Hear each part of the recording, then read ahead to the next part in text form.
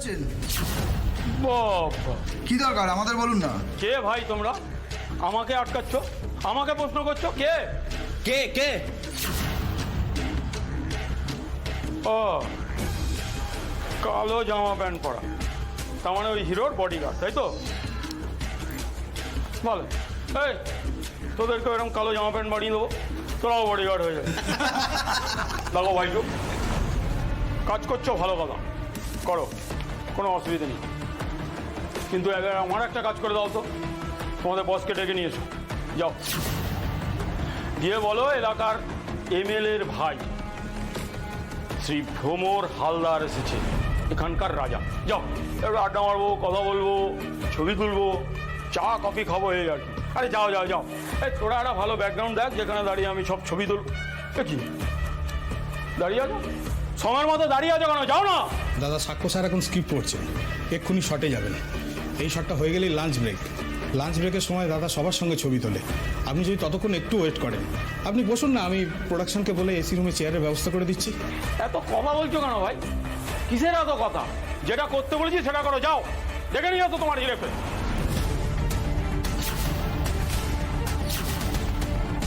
দাদা তুমি চলো তো।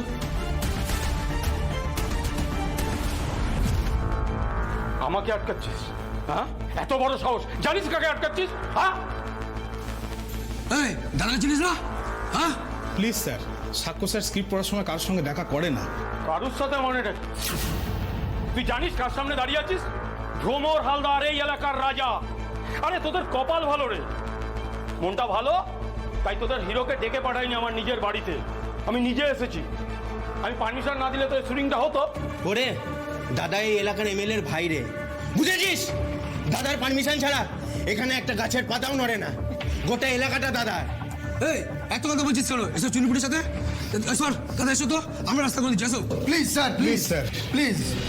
ও বুঝেছি, ব্রেক ছাড়া হিরো কথা বলবে না তো? ঠিক আছে, এই শুটিং ফুটিং বন্ধ সব, এসব শুটিং টুটিং বন্ধ করো, এখন শুটিং ফুটিং হবে না। ভ্রমর হালদার এসেছে, এখন সব ব্রেক। হিরো কোথায়? হ্যাঁ, কোথায় গেল? এ সাক্ষ্যজিৎ চ্যাটার্জি, এক মিনিট, এই যে দাদা, প্লিজ। কি চাই এখানে? ছবি তুলবেন তো? কোনো সমস্যা নেই, আমি কথা দিচ্ছি, আমি সব কিছু ব্যবস্থা করে দেব। কিন্তু এই মুহূর্তে এই গন্ডগোলটা না করলে একটু ভালো হয়, কারণ স্যার ভেতরে স্ক্রিপ্ট পড়ছে, খুব ইমোশনাল সিনের শ্যুট হবে, বুঝলেন তো? তো এখন ডিস্টার্ব না করাটাই বেটার, তাই না? তুমি কে মামনি? এত কথা বলছো, তো আবার আমার সামনে দাঁড়িয়ে? শোনো, আমার হাতে না অত সময় নেই, আমি এখন বলেছি মানে সেটা এক্ষুনি।